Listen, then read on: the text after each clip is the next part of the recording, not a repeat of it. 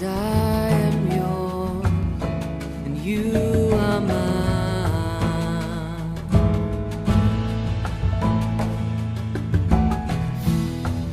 'Cause I am yours, you are mine.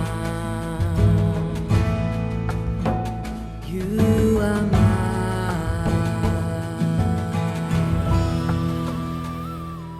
ఆదికాండము 13వ అధ్యాయము 1వ వచనము నుండి.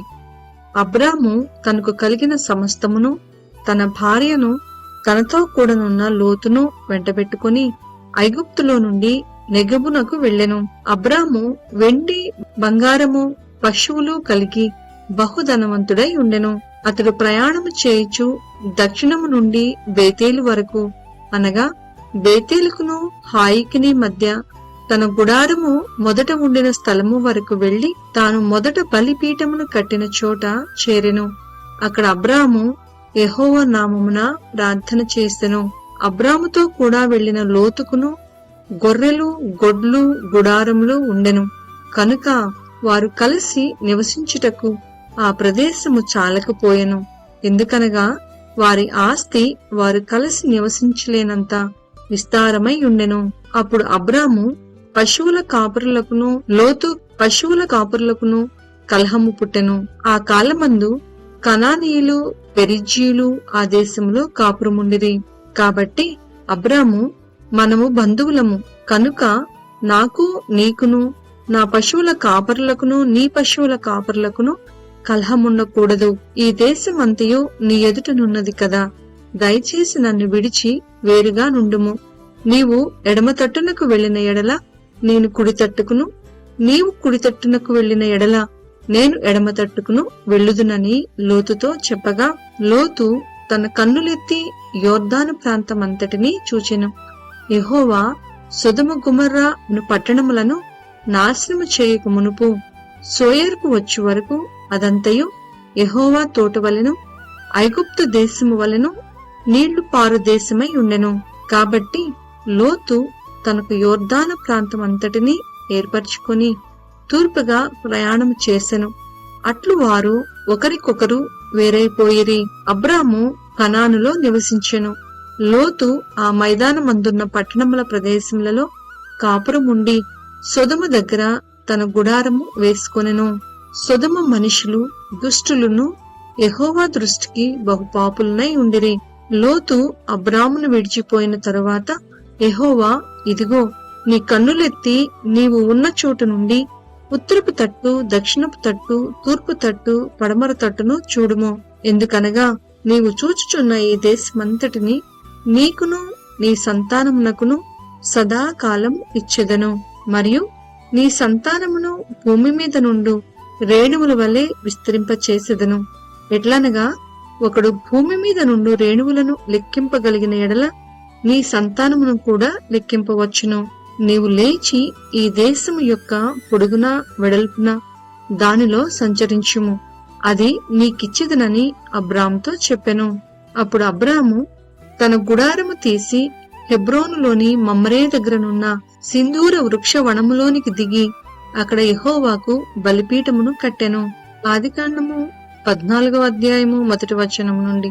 చీనారు రాజైన అమ్రాపేలు, ఎల్లాసరు రాజైన అరియోకు, ఏలాము రాజైన కదొర్లా యోమెరు, గోయీల రాజైన తిదాలు అను వారి దినములలో వారు సొదొమ రాజైన బెరాతోను, గొమర్రా రాజైన బిర్షాతోను, అద్మా రాజైన హినాబుతోను, సెబోయిల రాజైన షెమేబెరుతోను, సోయరను బెలరాజుతోను యుద్ధము చేసిరి. వీరందరూ ఉప్పు సముద్రమైన సిద్దీము లోయలో ఏకముగా కూడి 12 సంవత్సరములు కదొర్లా యామెరుకు లోబడి 13వ సంవత్సరమున తిరుగుబాటు చేసిరి. 14వ సంవత్సరమున కదొర్లా యోమెరును అతనితో కూడానున్న రాజులను వచ్చి అష్తారోత్, కర్నాయింలో రెఫాయిములను, హాములో బూజీయులను, షావే, కిరియతాయిము మైదానములో ఏమీయులను కొట్టిరి.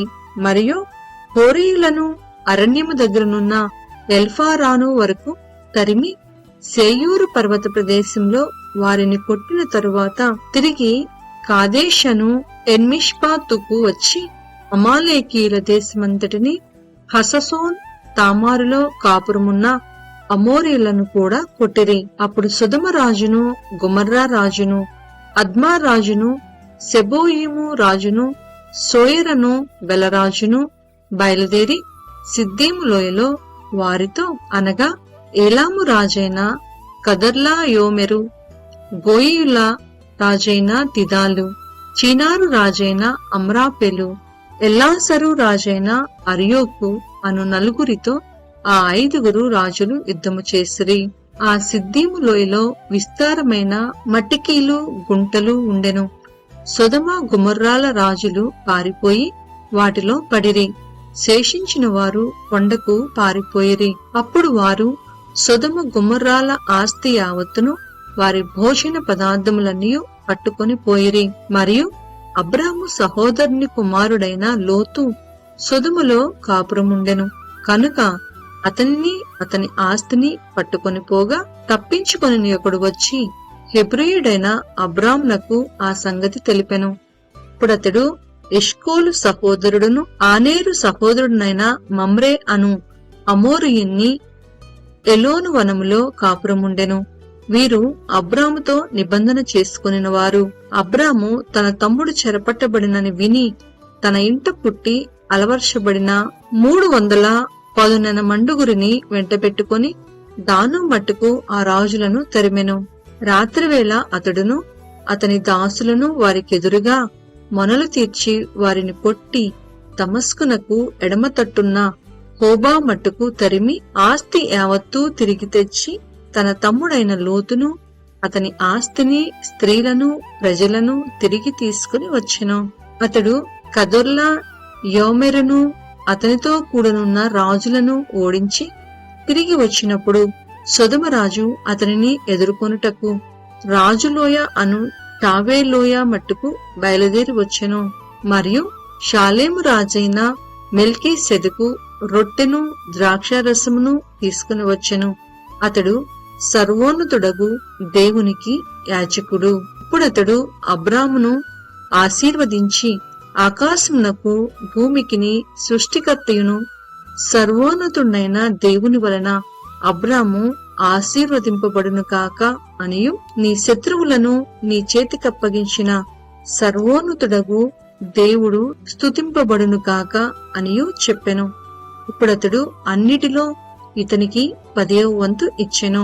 సొదొమ రాజు మనుషులను నాకిచ్చి ఆస్తిని నీవే తీసుకునమని అబ్రాముతో చెప్పగా అబ్రాము నేనే అబ్రామును ధనవంతునిగా చేసితినని నీవు చెప్పకుండునట్లు ఒక నూలు పోగైనను చెప్పుల వారనైనను నీ వాటిలో ఏదైనను తీసుకొననని ఆకాశమునకు భూమికిని సృష్టికర్తయును సర్వోన్నతుడును దేవుడునైన యెహోవా ఎదుట నా చెయ్యి ఎత్తి ప్రమాణము చేసియున్నాను.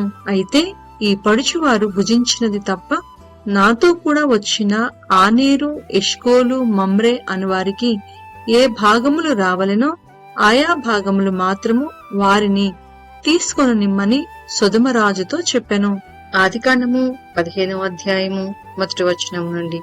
ఇవి జరిగిన తరువాత యెహోవా వాక్యము అబ్రహామునకు దర్శనమందు వచ్చి అబ్రామా భయపడకుము, నేను నీకు కేడము, నీ బహుమానము అత్యధిక మొగునని చెప్పెను. అందుకు అబ్రాము ప్రభువైన యెహోవా నాకేమి ఇచ్చిననేమి, నేను సంతానము లేనివాడునై పోవుచున్నానే. దమస్కు ఎలియాజరే నా ఇంటి ఆస్తికర్తయగును కదా.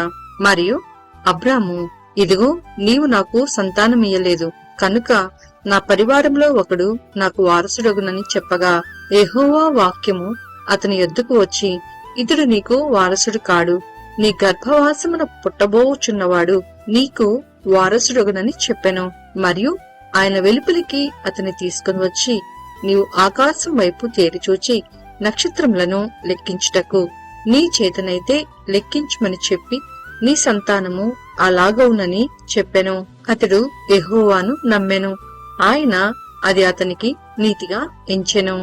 మరియు ఆయన నీవు ఈ దేశమును స్వతంత్రించుకొనున్నట్లు దాని నీకిచ్చుటకు కల్దీయుల ఊరను పట్టణంలో నుండి నిన్ను యువతులకు తీసుకుని వచ్చిన యెహోవాను నేనే అని చెప్పినప్పుడు అతడు, ప్రభువైన యెహోవా, నేను దీన్ని స్వతంత్రించుకొనిదనని నాకెట్లు తెలియననగా, ఆయన 3 ఏండ్ల పెయ్యను, 3 ఏండ్ల మేకను, 3 ఏండ్ల పొట్టేలును, ఒక తెల్ల గువ్వను, ఒక పావురపు పిల్లను నా ఎద్దుకు తెమ్మని అతనితో చెప్పెను. అతడు అవన్నీ తీసుకుని వాటిని నడుముకు ఖండించి దేని ఖండమును దాని ఖండమునకు ఎదురుగా నుంచెను. పక్షులను అతడు ఖండింపలేదు. గద్దలు ఆ కళేబరముల మీద వాలినప్పుడు అబ్రాము వాటిని తోలివేసెను. ప్రొద్దుకుంకబోయినప్పుడు అబ్రామునకు గాఢ నిద్ర పట్టెను.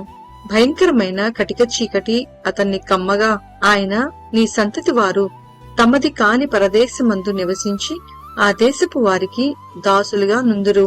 వారు 400 ఏండ్లు వీరిని శ్రమ పెట్టుదురు. వీరు ఎవరికి దాసులవుదురో ఆ జనమునకు నేనే తీర్పు తీర్చుదును. తరువాత వారు మిక్కిలి ఆస్తితో బయలుదేరి వచ్చెదరు. నీవు క్షేమముగా నీ పితరుల యొద్దకు పోయిదవు. మంచి వృద్ధాప్యమందు పాతి పెట్టబడదువు.